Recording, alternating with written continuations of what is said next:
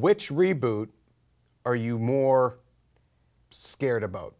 Indiana Jones, or let's not say scared. Which one do you think has the bigger hill to climb to work, Ghostbusters.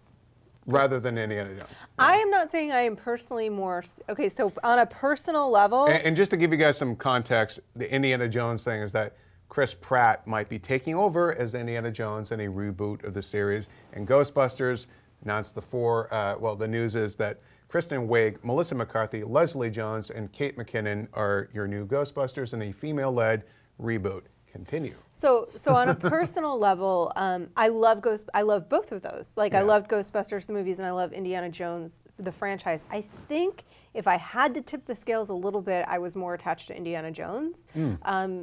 Growing up, and so I also love Chris Pratt. Like I love Chris Pratt. So I feel more invested in wanting that to be a success. Like I more emotionally need that to work, because I'm like, I need this to work.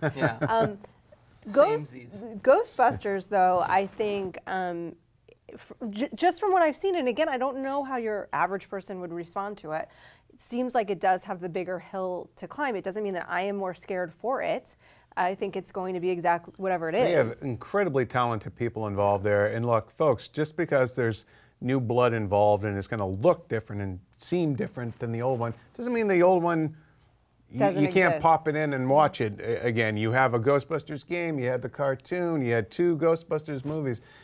Ghostbusters is strong enough to withstand this kind of stuff. I do think that people have a right to, watch or not watch a version of something that they don't like, and on first blush, this seems like maybe an idea like, who is this for exactly, but I do think that for Sony's investors, I think.